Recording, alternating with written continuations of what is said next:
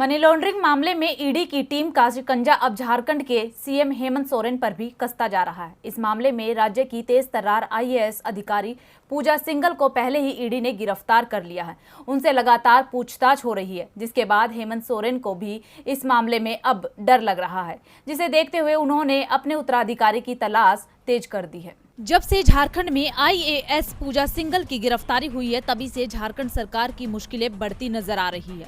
झारखंड मुक्ति मोर्चा केंद्र सरकार पर ये आरोप भी लग चुका है कि केंद्र सरकार अपनी एजेंसियों की मदद से हेमंत सोरेन की सरकार को गिराने की साजिश रच रही है। पूजा सिंघल तो सिर्फ बहाना है, असली निशाना तो सीएम हेमंत सोरेन है। लेकिन हेमंत की मुश्किलें सिर्फ पूजा सिंघल की गिरफ्तारी से ही नहीं बढ़ रही है, बल्कि चुनाव आयोग भी उनकी मुश्किलें बढ़ा सकता है।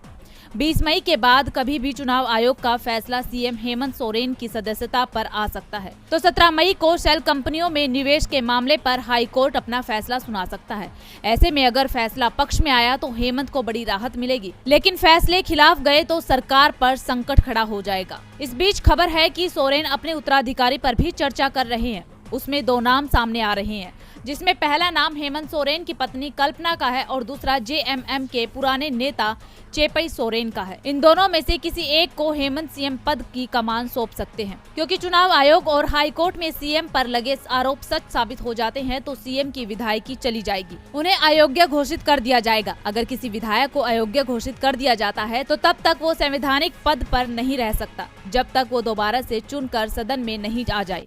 इस बीच मनी लॉन्ड्रिंग का मामला सीबीआई के हवाले करने के भी संकेत मिलने लगे हैं। पूजा सिंघल से मिली जानकारी के बाद मामले में अंतर्राज्यीय जांच की जरूरत पड़ती है या फिर राज्य के उच्च अधिकारियों पर आरोप सामने आते हैं तो हाईकोर्ट इसकी सीबीआई जांच के आदेश भी दे सकता है।